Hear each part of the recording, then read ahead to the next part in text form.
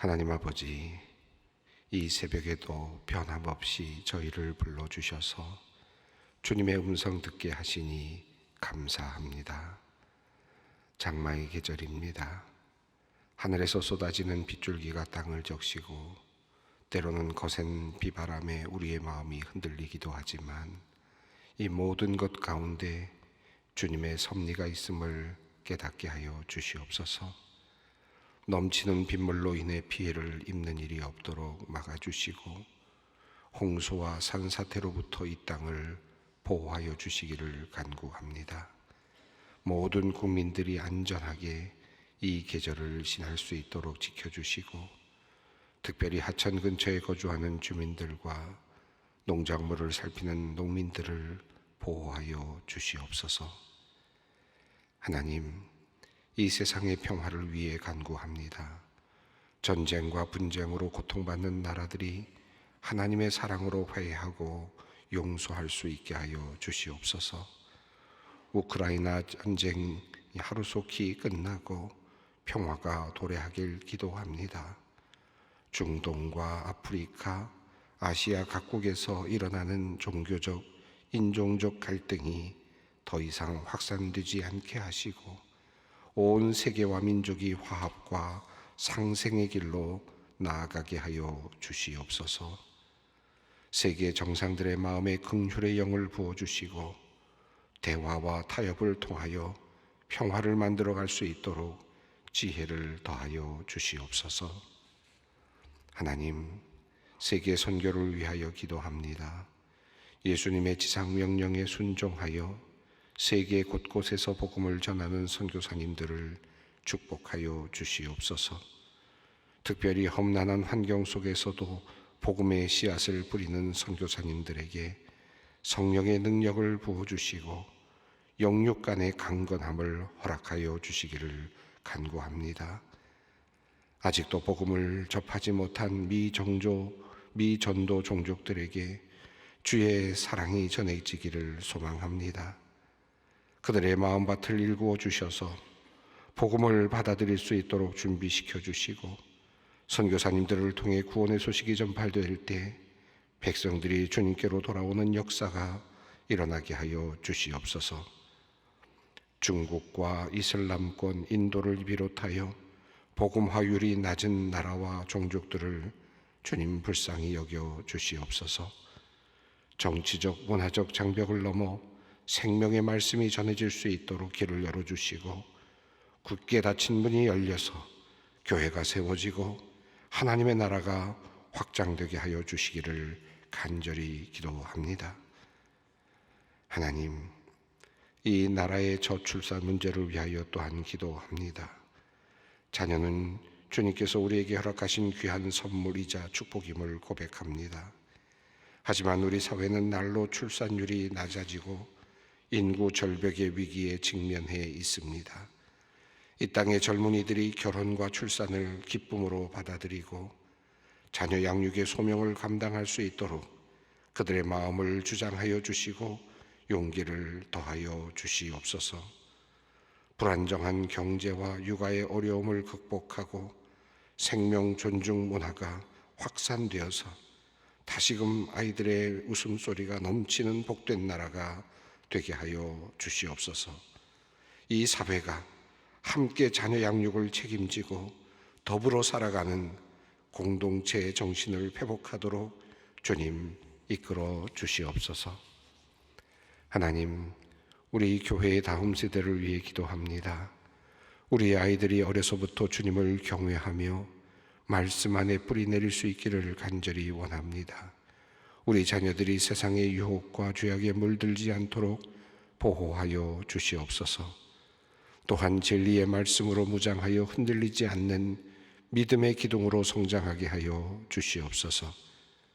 특별히 이번 여름에 진행되는 여름 성경학교가 그리고 수련회를 통하여 우리 자녀들이 주님을 깊이 만나게 되기를 소망합니다. 말씀과 기도, 찬양이 가득한 이 귀한 시간 속에서 신앙의 성장과 영적 각성이 일어나게 하여 주시옵소서.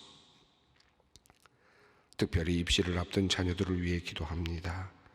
이들에게 평안을 허락하시고 주님께서 예비하신 길로 순종하게 인도하여 주시옵소서. 부모의 사랑과 영적 유산이 다음 세대에 고스란히 전해져 주님을 사랑하고 이웃을 섬기는 경건한 믿음의 가정이 세워지게 하여 주시기를 기도합니다. 미래의 주역인 우리 자녀들이 복음으로 이 땅을 변화시키고 하나님 나라를 확장해 나가는 귀한 사명을 감당케 하여 주시옵소서. 하나님, 이 시간 우리의 일생일벗을 생각하며 기도합니다. 한 영혼을 주님께 인도하는 이 귀한 사명을 위하여 기도하며 전도의 물꼬를 트는 모든 성도님들에게 생명 구원의 기쁨과 성령의 은혜를 부어주시기를 기도합니다. 교회에 처음으로 발걸음을 하는 새 가족들에게는 진리의 말씀을 받음으로 영혼이 자유함을 얻게 하시고 사랑의 공동체의 섬김을 통하여 참된 안식과 영적 성장을 경험케 하여 주시옵소서. 오늘부터 1박 2일로 진행하는 소망장학부의 여름 수련회를 위하여 기도합니다. 소망장학부의 12명과 올해 소망장학생으로 선발된 32명의 학생이 민통선 내 해마루촌을 방문합니다. 비무장지대 및 민통선 안에 의미 있는 지역을 방문하고 특강을 들으며 신앙을 다지고 통일 한국을 준비하고자 합니다. 선한 생각이 교환되게 하시고 서로의 마음이 통하는 역사가 있게 하여 주시옵소서. 북한 땅과 동포를 향한 긍휼의 마음이 가득하게 하여 주시기를 또한 기도합니다.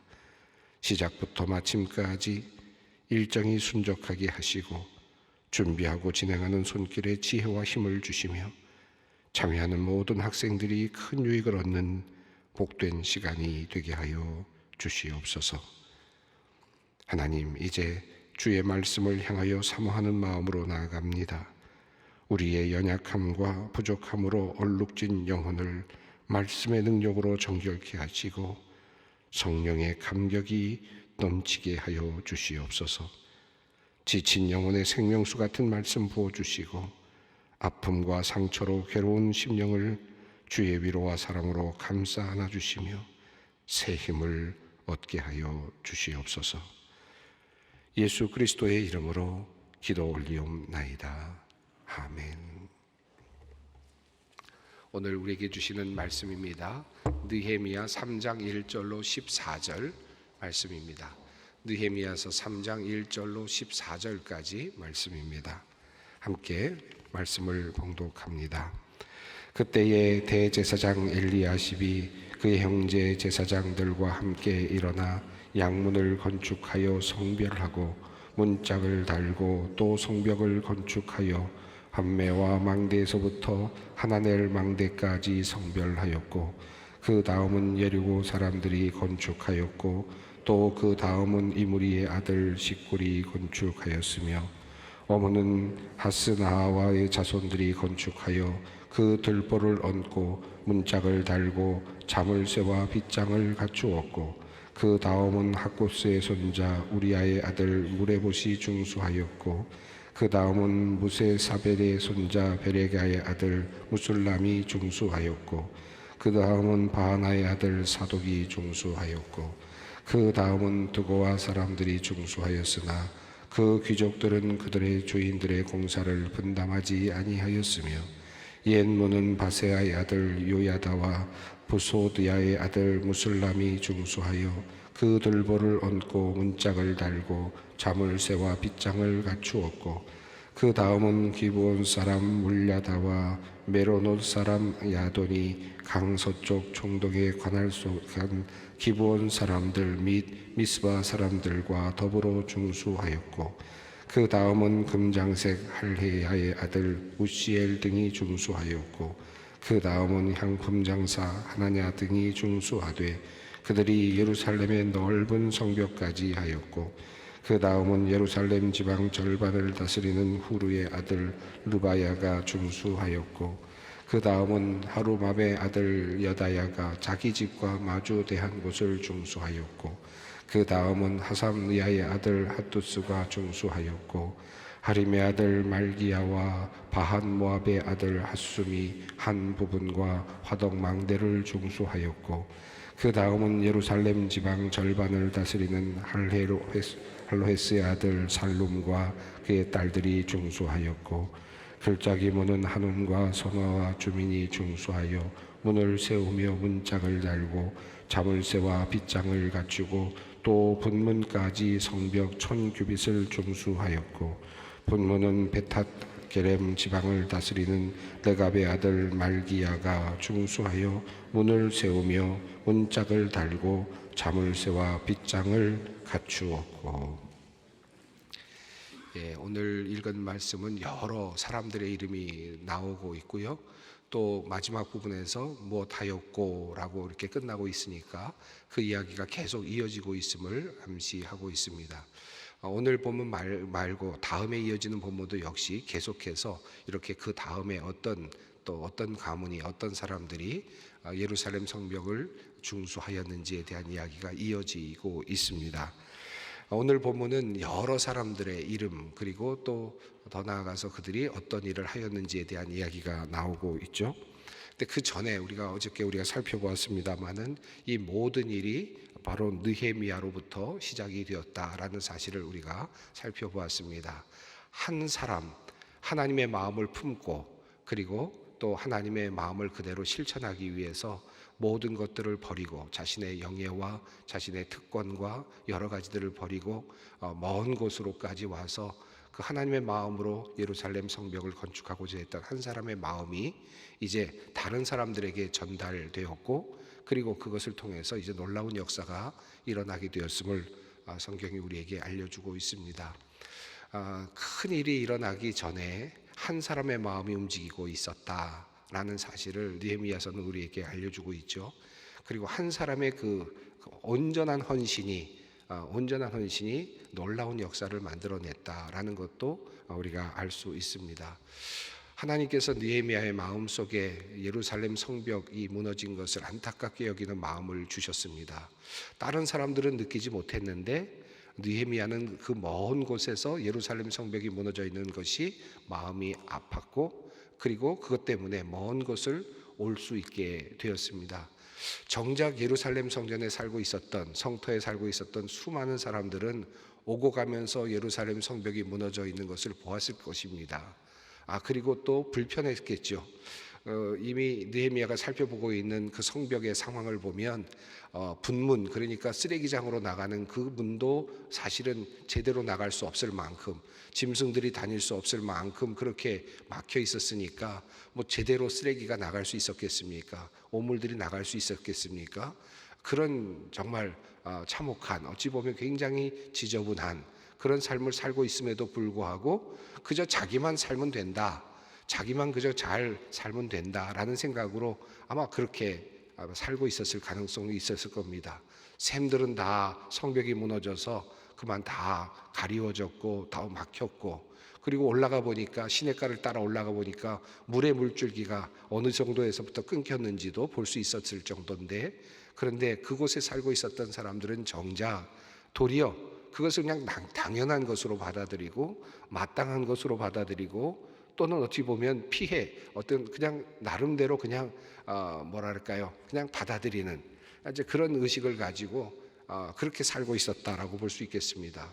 자, 그런데 느헤미야는 먼 곳에서 한 사람의 전가를 들었고 한 사람으로부터 전해 들은 예루살렘의 상황을 전해 듣고는 마음이 아팠고 수심이 가득하였고 그 마음 속에 내가 가서 무엇을 해야 되겠다라고 하는 그런 소명감이 들었고 그리고는 마침내 왕의 허락을 받아서 이제 고향 땅으로 예루살렘까지 돌아왔습니다. 돌아와서 어제 우리가 살펴봤습니다마는 성벽을 다 일일이 살펴보고 어디가 무너졌는지 어디가 문제인지 하나하나 다 살펴본 다음에 마음에 두고 아마 기도를 했겠죠. 하나님, 이 일을 내가 어떻게 해야 됩니까? 어떻게 이 일들을 감당해야 됩니까? 아마 하나님께 물었을 것입니다. 자, 그리고 그 이후에 우리가 그 이후의 부분들을 우리가 자세히 살펴보지 못했습니다만은 그는 이제 이스라엘 백성들 동족들을 모아서 이제 다시는 우리가 이 예루살렘 성이 수치를 당하지 않게 하자. 이 말은 예루살렘 성을 이제 온전하게 다시 세워가자 라고 하는 그런 이야기를 합니다. 자, 이렇게 설득을 하는 과정 속에서 느헤미야는 자기 자신이 왜 여기까지 오게 되었는지, 그리고 어떤 하나님의 도우심이 있었는지, 그리고 자기 자신에게 주어진 하나님의 비전을 아마 이야기를 했겠죠. 어제 보았던 18절 말씀이 바로 그런 내용인데요. 또 그들에게 하나님의 선한 손이 나를 도우신 일과 왕이 내게 이른 말씀을 전하였더니 그들의 말이 일어나 건축하자 하고 모두 힘을 내어 이 선한 일을 하려 하매. 자, 문제가 무엇인지를 가지고 있었습니다. 알고 있었습니다. 자, 그러니까 느헤미야의 그 개혁의 이 과정을 보면 먼저 하나님께서 자기에게 주시는 소명감이 있었고 안타까워하는 마음이 있었습니다. 이 예루살렘 성전이 무너진 것에 대한 안타까운 마음, 소명의식, 이것이 있었고, 그리고 나서 그 문제가 무엇인지를 정확히 판단하는 과정이 있었고요, 진단하는 과정이 있었고, 그리고 그 다음에 동료들을 설득하는 과정이 있었습니다.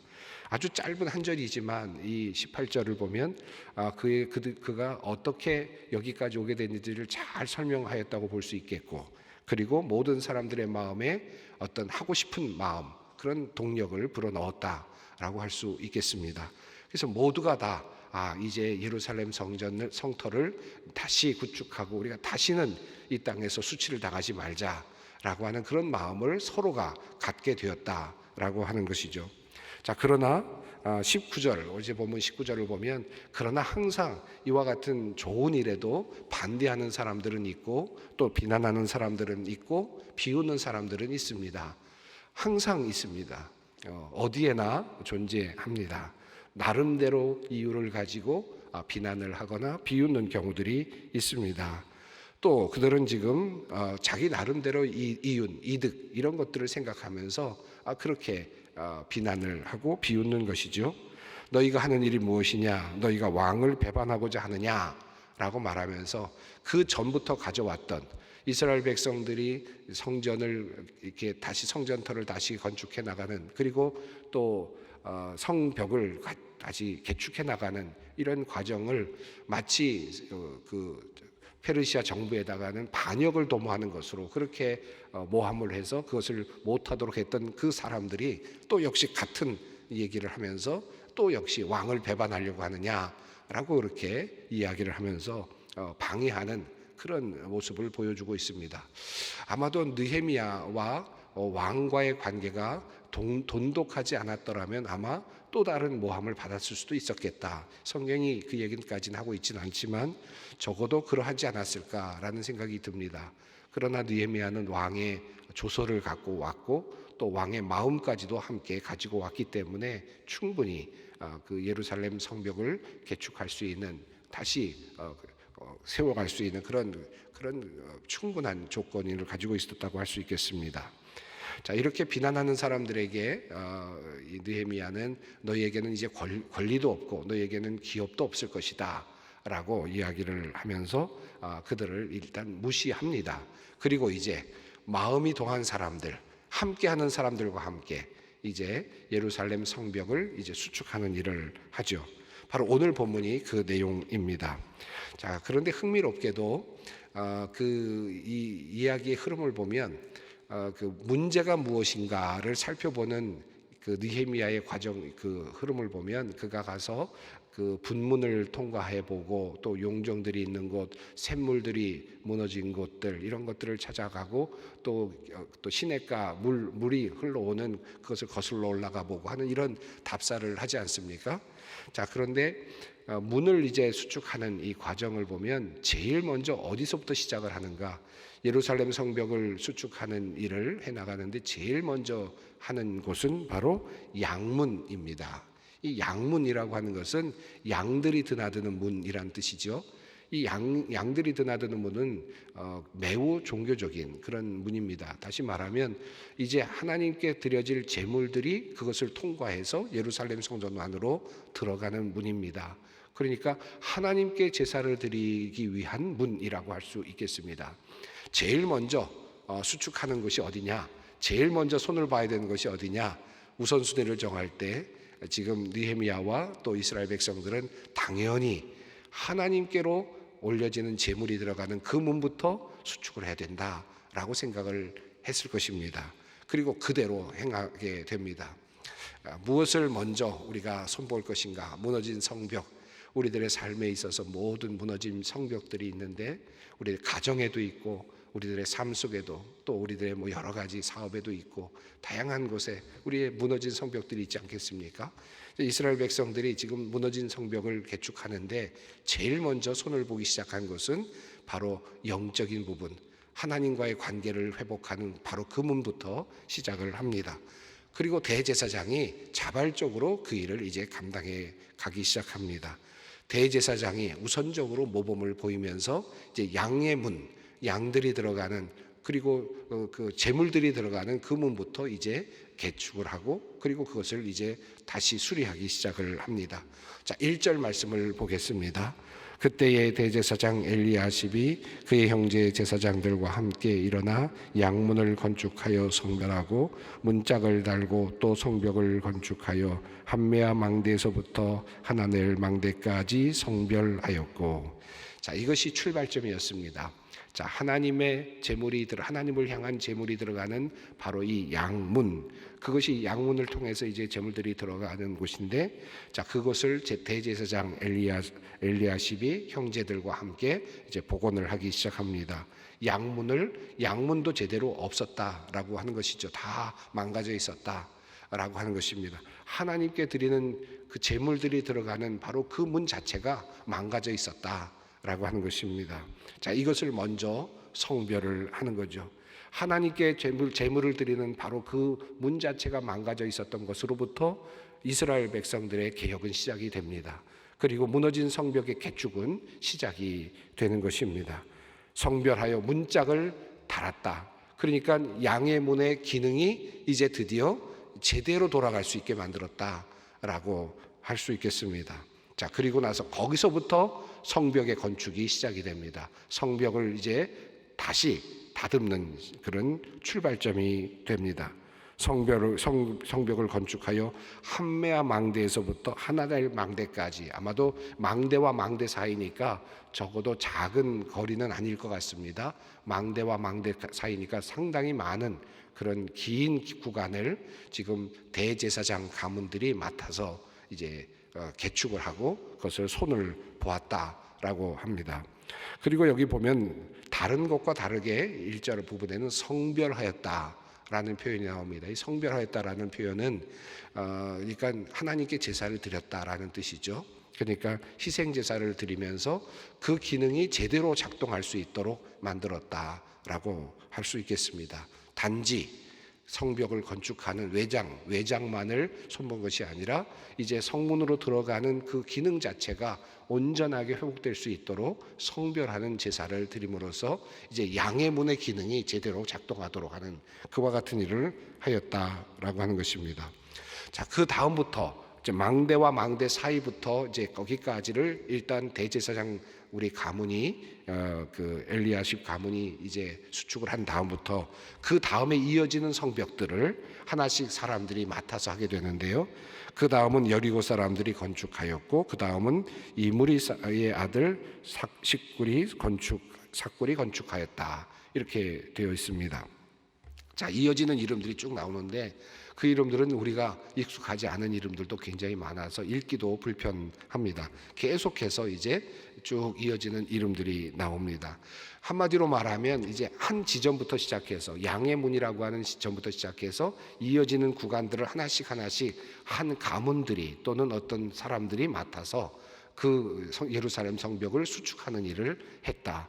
그러니까 모두가 다 나누어 맡아서 그 자기가 맡은 구간을 자기의 비용을 들여서 자기의 헌신을 통해서 그 부분들을 성벽을 다시 구축하는 일을 했다라는 것입니다.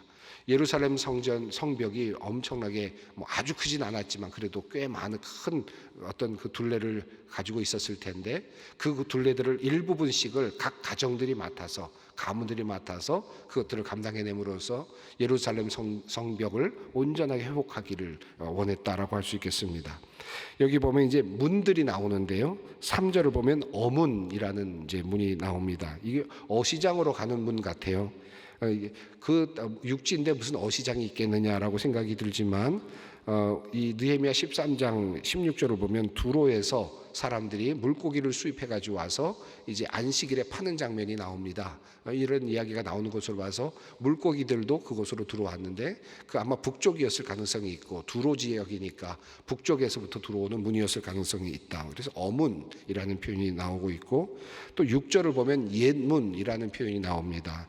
아마도 이것을 여샤냐 문이라고 이렇게 일반적으로 표현도 되어 있는데 이것은 옛문, 옛날 문이라는 뜻도 있겠지만 그냥 그 자체가 고유명사 같습니다.